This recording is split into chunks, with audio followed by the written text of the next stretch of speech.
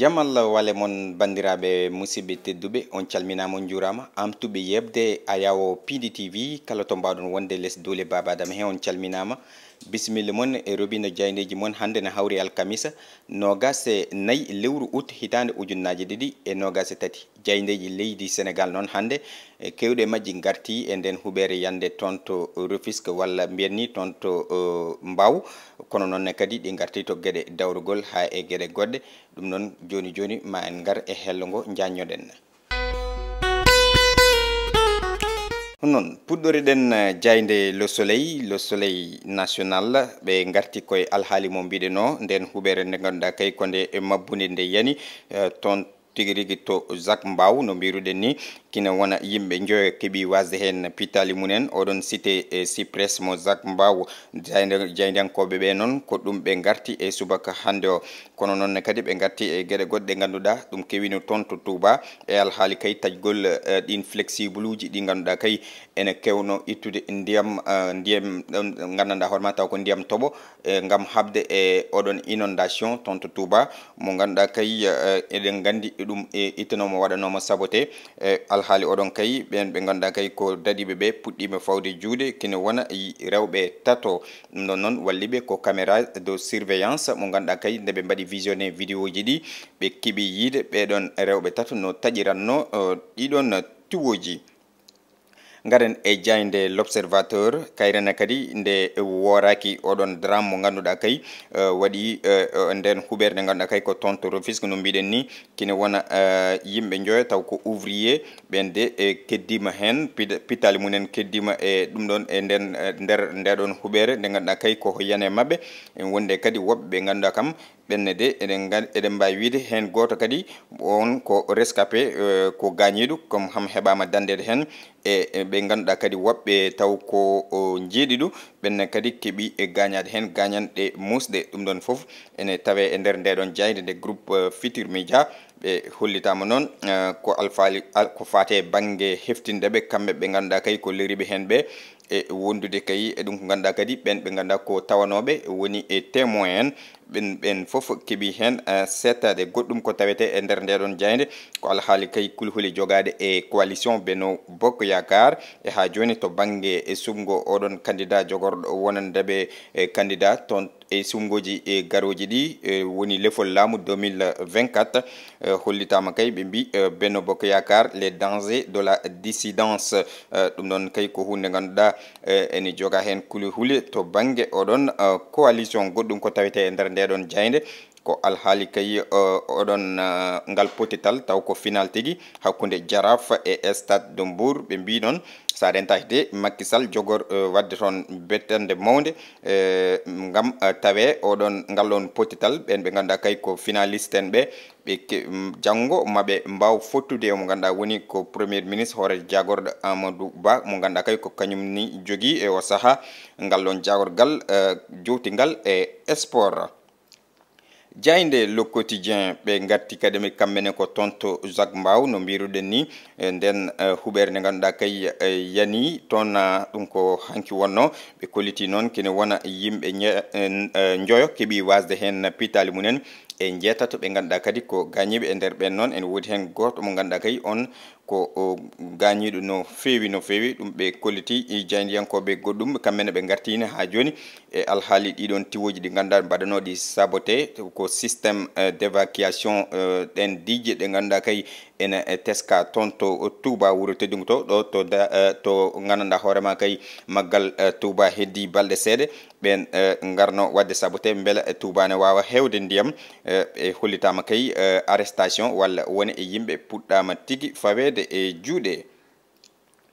jokken e jayde Wolf Quotidien ene wayno kañum koko wayli sawru mbaggu eɗen mbawi wiide ɓe garti koye alhaali kay guittugol oɗon parti mo Pastef ittude ɗum ha laaɓa mo ganduɗa kay mennoɗo wonde hooreji leydi toon to Côte d'Ivoire hono Laurent Gbagbo kanko kay o holliti hen yiyande makko saabu ɗum o ŋiñi hen Macky Sall e alhaali oɗon ko wona ɗum ko réhabilitation mo ganduɗa kay to banggue politique walla artirde omo ganduɗa woni Karim Wade to banggue dawrugol en tout cas ɓe kolliti wonde ɓe mbi wonde ko l'autre épine dans le pied de Karim wonɓe ganda kay cuuti hen konngudi e andinde wonde e o saaha kam Karim Wade ene wayno de gueɗe mum cuwa laaɓ no fewi to banggue oɗon ko wayno jogademo nationalité ji ɗiɗi ɗum ɗon foof ene jeeya hen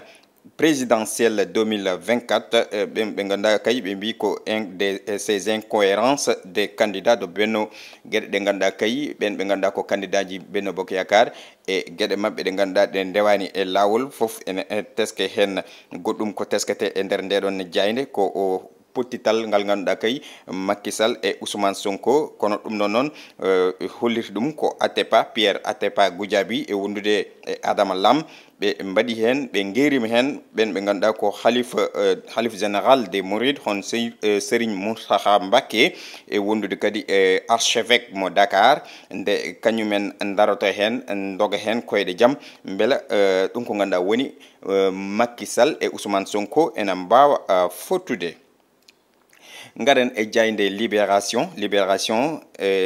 à chaque fois no kewɗen wiide ni ko e révélation ɓe garata ko alhaali kay ɗiɗon élément ji ɗiɗi e GIGN mo ganduɗa kay ena modduno e alhaali oɗon trafic ɗum ganduɗa kay taw ko biyeji ɗi ganduɗa kay taw ɗi moƴƴani walla mbiyen kalis taw ko faux billet toon to Saly hollama noon won révélation ngaji ɗi ganduɗa kay ko fate banggue e jaggude ɓeɗon ɓe ganduɗa kay walla ɗiɗon milliard uji ɗiɗi ɗum ɗon de hollitama ko kalis kewɗo no hanniri ni ɓe garti noon holno ngol pawgol junggo e faade ɓeɗon kadi ko complice aji mabɓe ɓeɓe gonduno no ɗum yaari ni toon to teru Saly ɗum noon kadi ɓe garti hen ko brigade de recherche mo Mbour e wondude kay ɓen ɓe ganduɗa ko élément ji ɗiɗi mo GIGN tigi rigi ko ɓe noon de goni e alhaali oɗon goɗɗum ko teskete hen ko alhaali ɗiɗon biyeji ɗi ganduɗa kay ko faux biyeji caggal ɗiɗon faux biyeji ɗi ganduɗa taw kadi ko coupure mo $100 no ɓe mbiri ɗum e goɗɗum ko ganduɗa kadi ko tawa e mabɓe haaɓe jogui kamɓe ɓe ganduɗa kay ko tumaɓe alhaali ɓe walla modduɓe hen ɓe ko fate banggue e kaɓɓirɗe mabɓe waɗi armé mabɓe e wondude ni ɗum ko ganduɗa woni kalis goɗɗo mo ganduɗa on kam tawaɓe mabɓe kene wona hakke million ngaji tati e pawɗi temedere e capanɗe nayyi ujunere e koppireje men CFA ɗum ɗon kam hollitama ko kalis mo ganduɗa labɗo mo tawanoɗe e mabɓe ɗum ɗon ene tawe e nder ndeɗon jayde libération. Goɗɗum ko tawete hen ko alhaali cellal ɓandu mo ganduɗa kay woni Ousmane Sonko kanko maître Clédor Ly ko jikkinantoɗo mo o haali hen o windi hen ko heewi waɗi hen tribune mawɗo mo ganduɗa kay gam haalde hen o wi e o saaha état Ousmane Sonko ena ɓeydo tigui rigui ɓeydo wadde grave ena ɓeydo tigui rigui manan diɗorno bonde e o saaha ɗum ɗon o arti hen e mbadi yanji e nder ndeɗon jayde libération. Garen e jayde tribune kadi ɓe goppani kaɗon haala on immeuble mo ganduɗa kay yani toon to Mbaw eɗen mbawi wiide noon walla toon to Rufisque ɓe mbi kine wona 13 ɓe ganduɗa kay ko victime e nder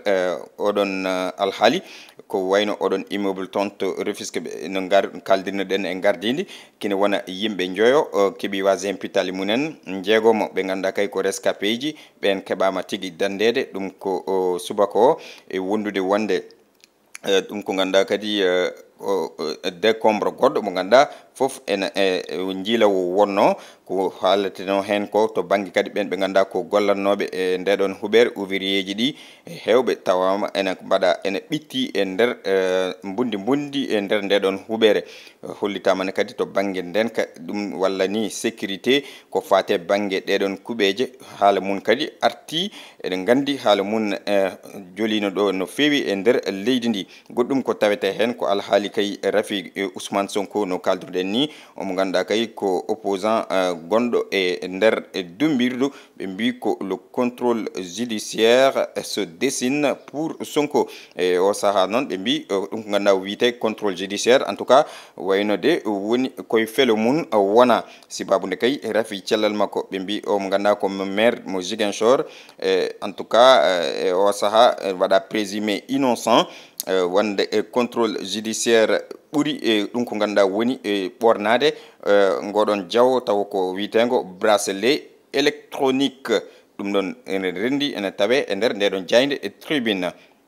garen e jayde le quotidien ko Jacques Mbaw kamene ɓe jeehi e nden huɓere yande nde ganduɗa kay ɓe mbi ko wonde ko jangu e wondude kay e ɗum ko ganduɗa woni gondi ɗum woni ko teskete toon kene wona yimɓe joyo mbasi hen pittali munen kono kadi jeetato keeɓi hen gagnade ɗum ɗon ene tawe e nder ndeɗon jayde le quotidien ganden e rewmi quotidien noon kamɓe ɓe garti koye banggue nguur hakkude debbo e gorko no gurdata ko fate alhaali lelde debbo lelde ɗum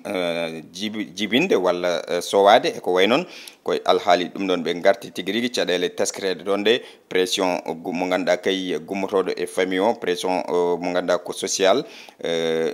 haalulaji kewɗi ɗi nantinteɗe debbo o ana jibinta ɗum ɗon kay ko hen ɓe garti to banggue société ɓe mbi noon e nder hen ɗum ko ganduɗa won debbo goto keɓɗo wadde hen témoignage holliti wonde o wi wonde gorko makko salima tigui ɓe jaaha ɓe ƴeewoya ɓe mbaɗa test ɓe mbaɗa consulté o wi caggal ɗum ɗon noon kino wona hakke duuɓi jeetati taw haɓe goni e mariage e nder hen noon o kanko debbo o heeɓi famde walla yitude wonde ko gorko makko wondi e rafi sibu ɗum noon gorko salinoma ko ɓooyi ɓe jaaha ɓe ƴeewoya alhaali cellal ɓallu mabɓe hol mo ganduɗa kay gonduɗo e rafi e mo wondani kene wona hakke duuɓi jeetati noon o ɓe caggal ɗum ɗon ɓe kanko debbo o waɗi découvrir ko gorko kay wondi e rafi mo ganduɗa kay rafi jowtiɗo e oɗon alhaali goɗɗo biteɗo Mortine ko sociologue haqqille makko ene feɗɗiti e on banggue holliti wonde e société o noon kañum chaque fois waɗi e considéré walla jaggata kañum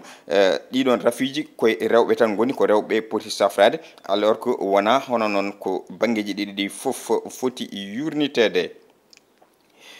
garen e jayde Sud Quotidien kamɓe noon ɓe garti koye alhaali goɗɗo to banggue jonde mawde nde ganduɗa kay ɓen ɓe ganduɗa ko médiaji Sénégal ene jiiɗi yuɓɓinde ɗum kay ko hande fuɗɗoto ɓe mbi ko radioscopie du 4e pouvoir eɗen gandi doole ɗe ganduɗa kay média jogui e nder leydi omo ganduɗa ko Mamadou Thior horejo mo Coser o suuti hen horejo mo Koreg jaafoɗon o suuti hen konguɗi ɗi ganduɗa kay e wiide wonde maɓe mbaɗa hunde foof ha ɗum ko ganduɗa woni presse o ɓeydo jogade professionnalisme e nder leydi Sénégal oɗon assise noon ma tolno kene wona hakke e lebbi tati eko fawi ɗum ɗon ene tawe e nder ndeɗon jayde Sud Quotidien gayniren e jayde stade coftel ɓalli ɓe garti kamɓe de koye alhaali ɗum ko ganduɗa woni gueɗe ɗe ganduɗa ɗe jahani to banggue gañugol e wasde ɗum tigui rigui hokkirde no hanniri ni omo ganduɗa woni Bamba Dieng ko goto e baroje leydi Sénégal e situation mo woni e o saaha gonka mettuka toon to club mum ɓe garti hen ɓe gartine kadi e oɗon final mo ganduɗa kay ko final coupe du Sénégal hakkude kay ɓen ɓe ganduɗa kay ko le Mbourwa e wondude kadi ɓen ɓe ganduɗa kadi ko ɓe kolliti oɗon club Jaraaf noon e o saaha kañum woni koye rendinde dendagal kay supporteur uji mum gam heblanade tigui rigui oɗon ko coupe mo ganduɗa kay ko coupe du Sénégal bandiraɓe musidɓe tedduɓe ko ɗum ɗo de rendi hande ari e jaydeji men no mbiruɗen ni ene hawri e alkamisa 24 lewru août hitande ujunnaje 2023 joni en garen e hello wongo